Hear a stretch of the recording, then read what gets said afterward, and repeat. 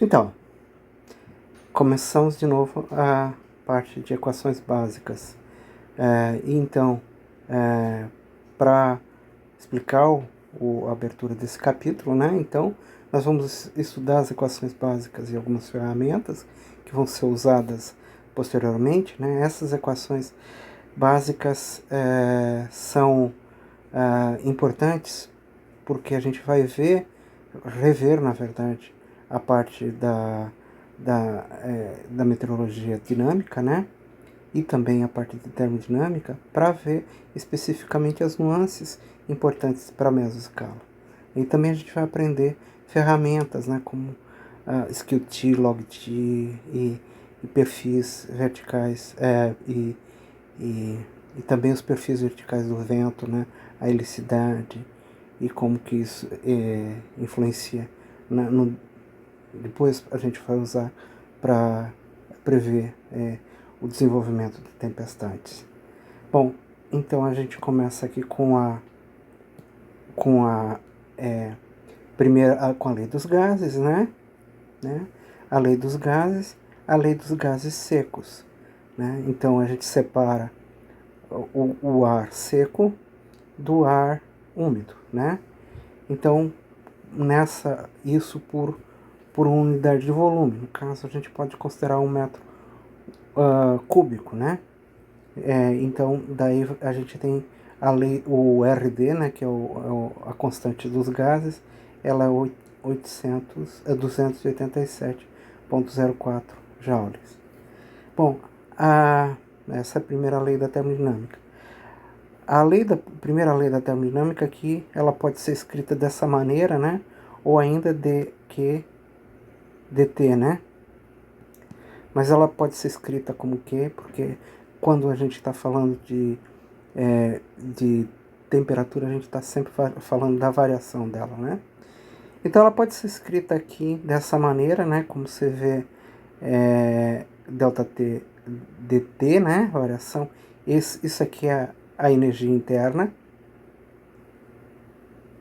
que é o dU, né? E esse aqui é o dW, né? O trabalho. O trabalho executado, então... Só que o trabalho executado não é uma boa ideia usar em meteorologia, porque a gente não consegue trabalhar com pressão, por isso nós vamos trabalhar com pressão numa outra formulação, né? O alfa aqui, lembrando, né, ele é o volume específico, né, que é o inverso da densidade. Bom, aqui lembrando que a gente está falando sobre derivada material, né, derivada material da temperatura, ou derivada total, né? Então esse termo aqui é o termo local, e esses outros termos aqui são os termos de advecção dos gradientes, né? De advecção. E também pode ser escrito dessa maneira aqui, né? O termo local, o termo de advecção. Aqui no caso é o vento, a componente do vento 3D, nas três direções. E aqui é o gradiente, né, dessas variáveis também nas três direções. Bom, alternativamente, a primeira lei pode ser escrita da seguinte maneira. Tá? Então, vocês olhem que nesse caso aqui, a gente tem agora o CP, né?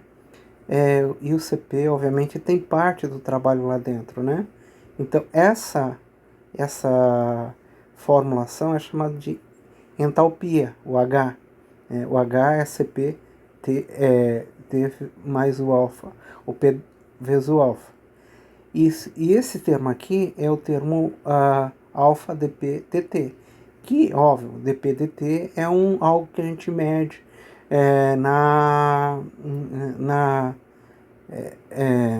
numa estação meteorológica, então é mais apropriada, né, dessa maneira aqui. Obviamente o R é sempre o CP menos o CV. Bom, se a gente tiver o Q igual a R e fazer a substituição aqui, ó, né? No caso eu estou dividindo aqui em cima DZ, aqui embaixo por DZ, né? E aqui também, olha, que o DZ está sendo dividido pelos dois lados. E a gente substituindo também equação hidrostática, né? O dp dz igual a menos ρg, né? Substituindo nessa equação, a gente consegue encontrar a lapse rate, né? Ou a taxa de variação vertical do ar seco, né? Que é o gama D, que é, né, a variação da temperatura com a altura. Isso a gente pode escrever dessa maneira aqui, ó, G sobre Cp. Eu imagino que você já deve ter visto isso em algum local, a derivação disso. Então, esse gama D significa... Qual o significado desse gama D? O significado desse gama D é o seguinte, que a gente tem, né, a gente pode escrever simplesmente G sobre Km, né, de uma maneira geral. Então, G sobre G quanto é que é? Menos 9,8. Então, significa 9,8 Kelvin por cada quilômetro. Então, numa atmosfera seca, tá, a gente tem, esperado que tenha uma queda, né, normal de 9,8 graus a cada quilômetro. Bom,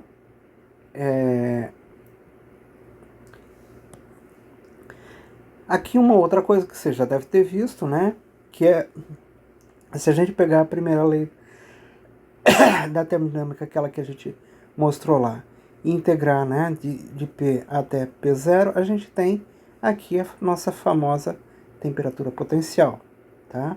Que é o T, a temperatura em Kelvin, a pressão em hectopascal, né, dividido pela pressão P0 dividido por P, o R sobre Cp, né, a capacidade específica, a pressão constante.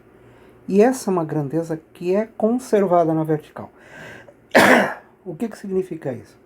Vamos supor que você tem um balão que não está exercendo pressão, e lá dentro a gente tem uma quantidade de ar que está a uma determinada temperatura e uma determinada pressão. Vamos supor que esse nível seja 500 HPA, né? Então, se a gente pegar e trouxer esse balão aqui para 1000 HPA, a gente espera que a temperatura aumente, né? E essa temperatura que ele vai encontrar aqui, a gente vai chamar ela especificamente de temperatura potencial, tá? Por que ela vai aumentar? Por causa da temperatura, né? Você tem uma compressão adiabática. Compressão adiabática resulta em aumento de temperatura. Então isso a gente chama de θ. Então θ é a temperatura potencial, a definição é a temperatura que uma parcela teria se ela fosse conduzida, né, adiabaticamente da posição que ela está até 800, da posição que ela está, no caso 500, pode ser 800, até um nível de referência, que é 1000 HPA. Ela também pode ser em alguma região que tenha uma fossa, né, um local abaixo de 1000 HPA, ela também pode ser expandida diabaticamente, né, mas em casos raros. Mas a gente usa essa variável, né, porque ela se conserva para aquela parcela, né. Então, essa equação aqui está dizendo o seguinte, que a variação do logaritmo do θ com t, ele depende, né, do que? Cp sobre t, ou seja, é uma equação, né, que nos permite, né, seguir a variável θ no tempo, né, e dizer que ela está relacionada basicamente com o que? Né, com a adição de calor, que pode ser ele diabático, né, ou adiabático, né, mas a adição de calor que é feita dentro dessa parcela. Isso vai resultar numa variação da temperatura potencial. A derivação dessa equação eu tento apresentar para vocês, né, ela em separado, tá, para não prejudicar o raciocínio. E a gente também pode escrever o termo local, né? Já que a gente está escrevendo aqui, o termo local da variação da temperatura potencial como sendo justamente menos a advecção de cada um desses componentes, né? Do gradiente de cada um desses componentes nas três direções, mais esse termo Q ponto, né? De θ sobre CPT, né?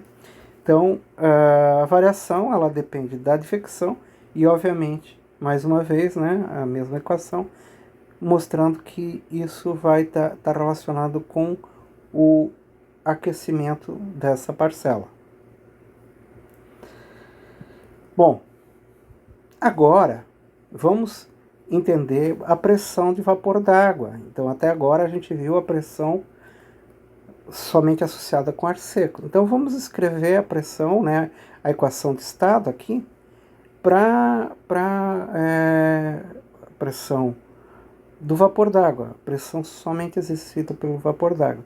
Então a gente vai ter a densidade do vapor d'água, né, no local, o RV, que é a constante do vapor d'água, do gás vapor d'água, vezes a temperatura, né? No caso RV, ele é maior do que o RD, né? Justamente por causa que a água ela é mais leve do que o ar, né? A massa de 1 mol de água pesa 18 gramas, enquanto que 1 mol de ar pesa 28,96 gramas, tá? E aí então a gente pode descrever, né, que a densidade total é a densidade que a gente viu lá naquela primeira equação, é a densidade específica do ar seco mais a densidade do ar do vapor d'água, né? Assim também a pressão, tá? É a mesma coisa.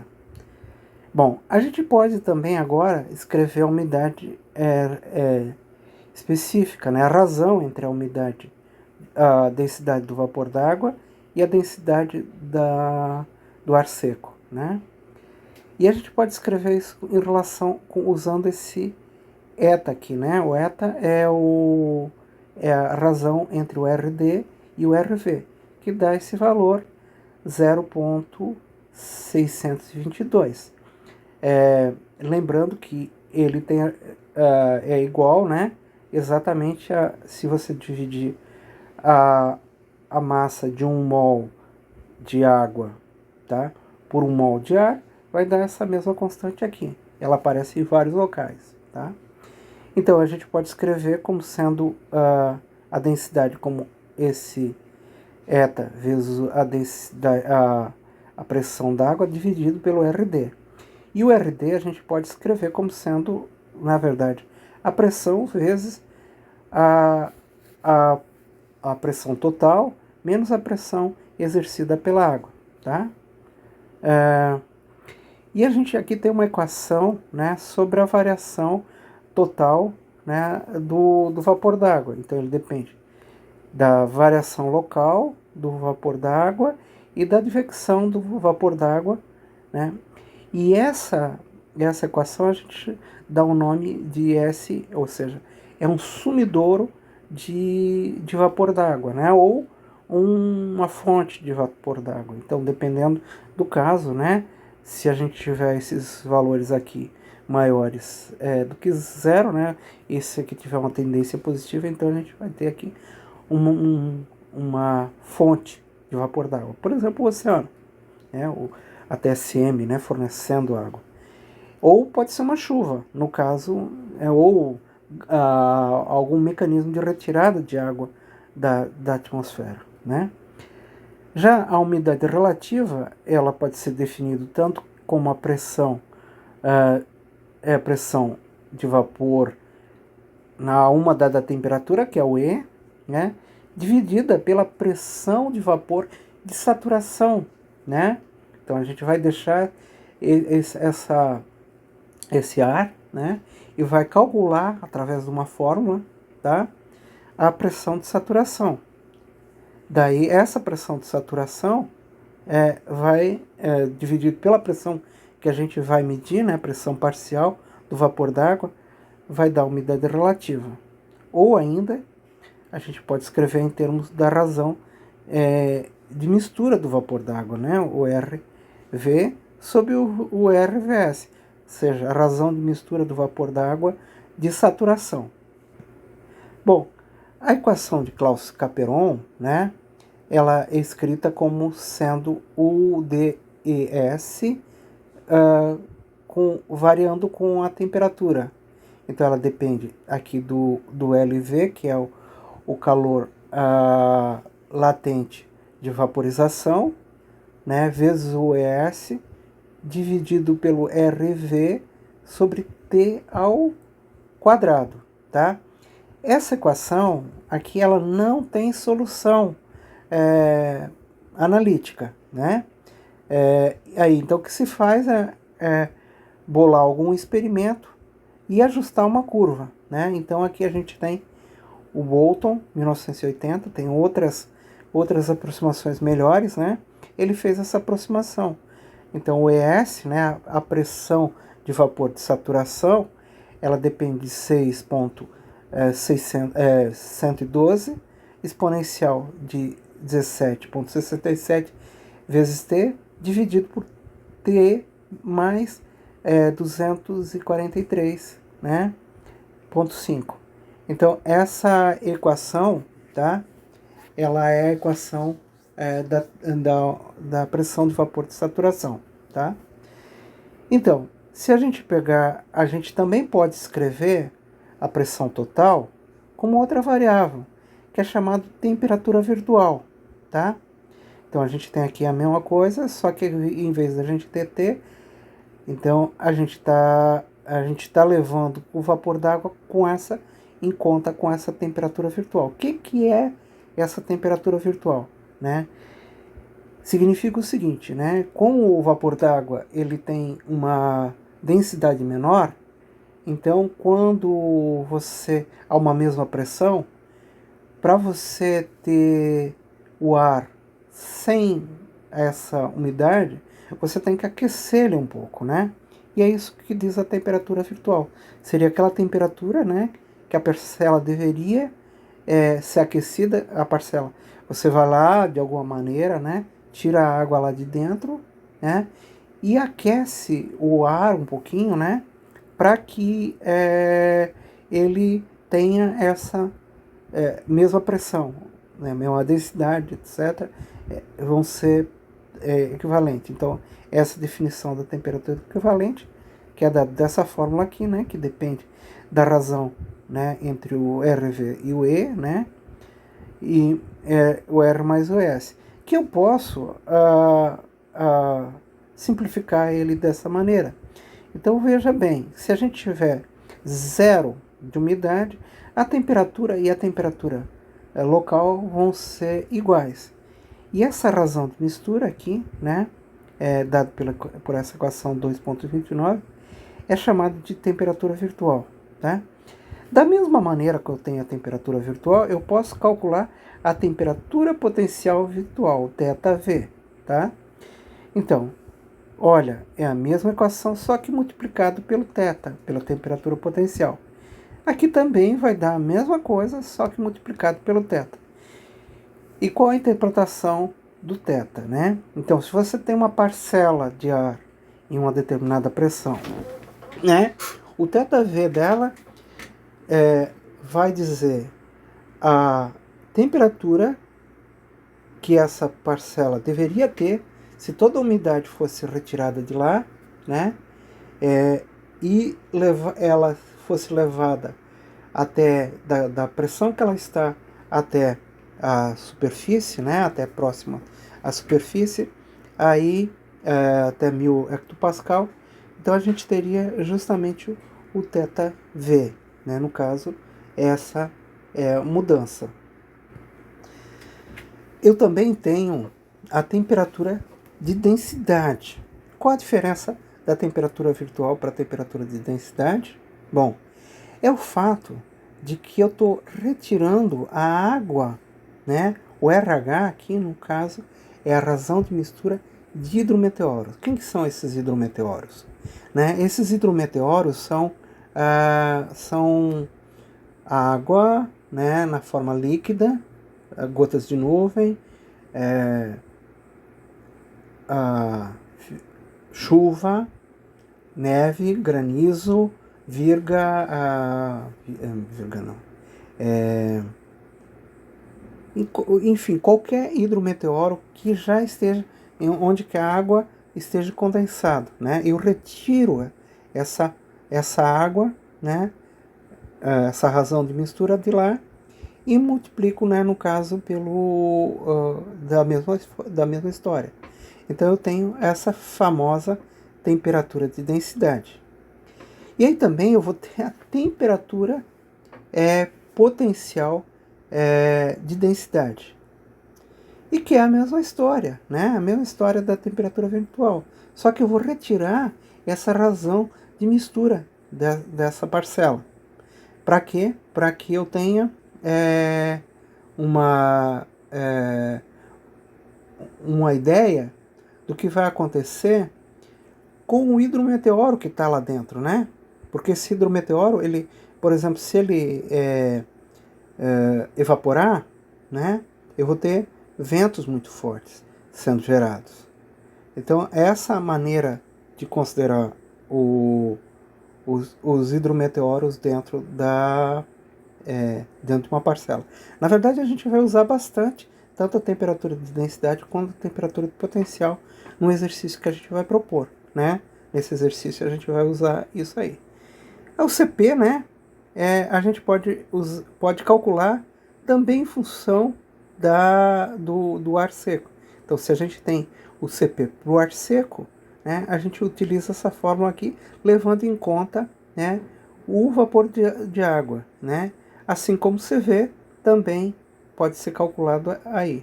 Então, aqui a gente tem os valores específicos do CPD, o CVD, o CPV e o CVV, né? Então, aqui do vapor d'água e do ar seco. Cada um dessas grandezas. Eu tenho também a temperatura do bulbo, a temperatura de orvalho, né? A temperatura de orvalho, dew point temperatura. Então, o que é a temperatura do orvalho, né? Eu pego uma parcela de ar, e vou baixando a temperatura, como se tivesse um ar-condicionado, né? Sem tirar nem pôr ar daquele local, e vou anotar exatamente quando começar a orvalhar em cima, ou seja, assim que atingir a temperatura, a umidade de 100%, essa vai ser a minha temperatura de orvalho, né? Então ela é dada por essa forma, também calculado pelo Bottom, né? Mas, na verdade, assim, isso é calculado por fórmulas, né? Baseado na equação de Clausius-Clapeyron, né? Mas eu não tenho no meu no dia a dia como fazer isso. Na verdade, eu não vou medir o TD, eu vou medir a temperatura do bulbo úmido, né? Isso acontece quando eu pego e coloco um termômetro com um gás, né, em cima, e esse gás eu coloco água de maneira que evapore. E aí eu vou girar esse meu termômetro, né? E essa temperatura que eu vou registrar é a temperatura do bulbo úmido, né? Bom, então assim, a equação que dá a temperatura do bulbo úmido é essa equação aqui, ó. Só que aqui ela depende de T e de TW nos dois lados. Então é uma equação que a gente tem que resolver ela iterativamente, ou ainda, né, consultar tabelas, né, de temperatura, né? Bom, essa é a temperatura do bulbo seco. Num diagrama termodinâmico, que a gente vai ver daqui um pouquinho, a gente vai ver como se calcula, como se pode usar um diagrama termodinâmico para calcular cada uma dessas grandezas, um diagrama SQT. Bom, especificamente para a umidade, a primeira lei da termodinâmica, né, incluindo a umidade, né, ela fica dessa maneira aqui, ó, né? Vocês podem ver que desapareceu aquele termo relacionado com a pressão, tá? Ou ainda, né, a gente tem essa equação bem grande aqui, ó, né, que a gente tem, que depende do RT, que é que é? A razão de mistura de hidrometeoros. Não é radiação. O RT é igual ao RV, que é só do vapor d'água, mais o RH. Então é a razão de mistura total. Se o ar tá seco, né? A temperatura, aliás, se o ar tá seco. Se não existe a condensação, se está abaixo de 100%, então tu não vai ter RH, tá? Provavelmente não vai ter RH. Então o RT vai ser igual de 0% de umidade relativa até 100%, né? Você vai ter só RV. Vai ter RH quando tiver dentro de um processo de precipitação, né? Especificamente. Então, isso vezes o dt dz, menos o alfa, aqui a gente tem novamente a hidrostática, né? A equação hidrostática. Mas aqui a gente vai ter, no caso, esse diferencial aqui, né, do vapor d'água, e esse outro diferencial aqui também relacionado com o quê? Com a estabilidade estática, tá? Então, aqui o CL, né, que é a capacidade específica da água líquida, né, é bem grande. E isso é o problema, né? 420 Joule por quilograma por Kelvin, né? Então, é o calor latente de vaporização da água.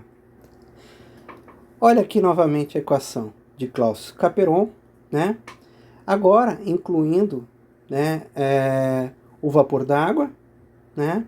É uma outra forma de ver essa equação, tá?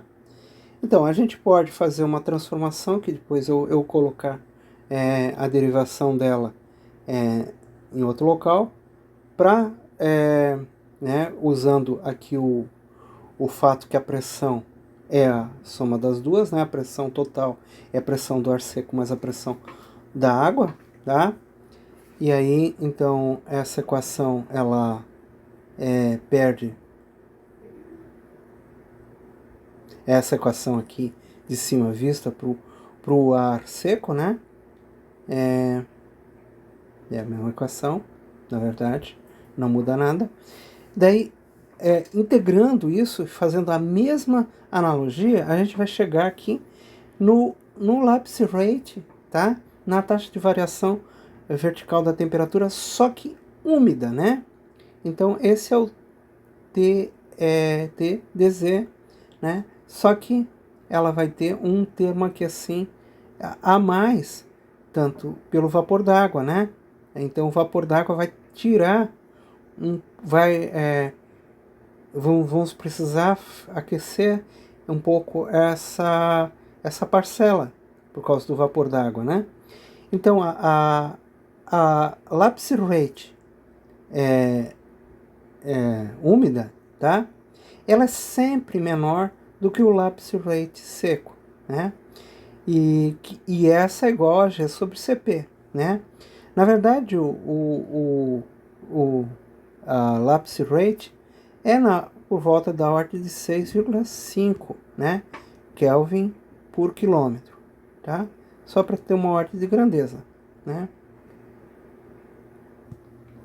Bom, e aqui a gente chega na temperatura, o θE.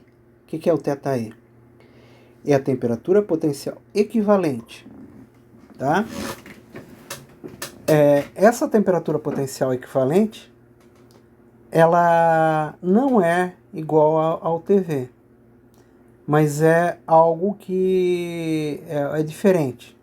Então eu vou pegar o vapor d'água que tem dentro da parcela, né? Eu vou aquecer o ar por conta desse vapor d'água, né? Esse vapor d'água, ele sai de dentro da parcela, ele aquece a parcela, né? Quando ele está totalmente seco, né? Eu vou ter a temperatura com toda a liberação da energia do vapor d'água, que é muito alta, né? Eu vou ter a tal da temperatura potencial equivalente.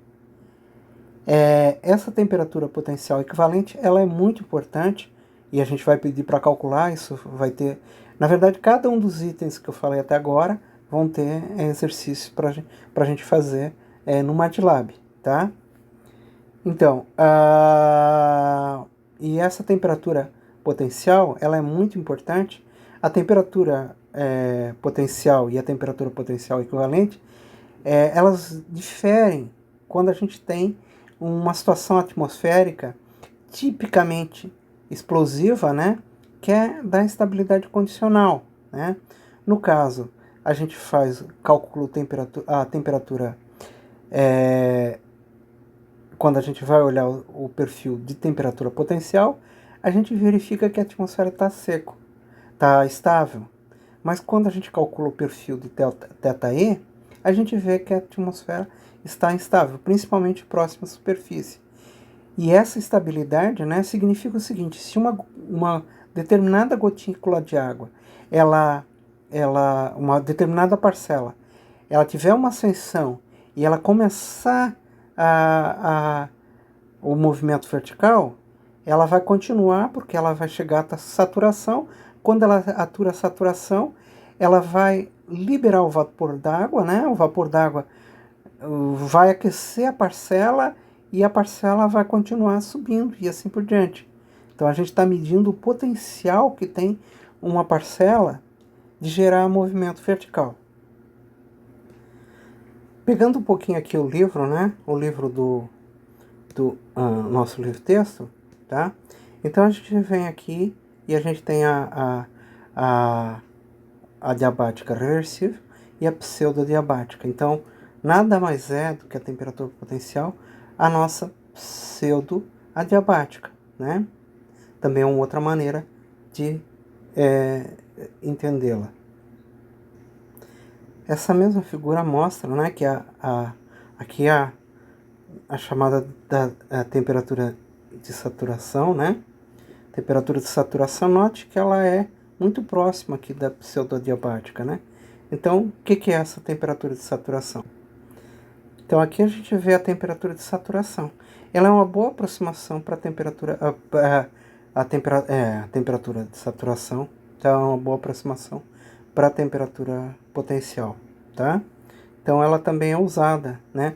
No exercício do MATLAB, vocês calculam tanto a temperatura potencial quanto a temperatura de saturação. Existe num programa lá dentro do MATLAB todas as toolboxes, né, para vocês calcularem todas as variáveis, né? E aqui a gente tem a taxa de variação vertical da temperatura saturada, tá? Que é a equação 2.33 do livro, né? Então, o que difere ela das outras, né, é que ela leva em conta, né, ela, na verdade, é a nossa pseudodiabática. Olhando aqui para o nosso diagrama termodinâmico, né, então olhe o que a gente tem aqui, né, diagrama termodinâmico tem... eu estou mostrando ele primeiro, daí depois a gente vai mostrar cada uma das partes separadas no fim desse capítulo, né? Então a gente simplesmente vai passar o manual para vocês de como que usar plotar o SkillT, o LogT. Tá passando também um programa para vocês plotarem, onde vocês precisam somente colocar a estação, pegar ela, isso tanto no MATLAB quanto também com o Python, tá? Então o que a gente tem aqui, né? O que a gente tem aqui? O caminho, né, da parcela, tá? O nível de condensação por levantamento, né? E as várias informações que se tiram dessa dessa dessa forma. Então aqui a gente tem o θ, aqui o θe, né? Na verdade, a diabática, a pseudodiabática, né? Aqui está as linhas de temperatura, a razão de mistura é dada aqui, né? Aqui nessa a razão de mistura em termos de grama por quilograma, né? Da parcela, né? Aqui o TW, o TD,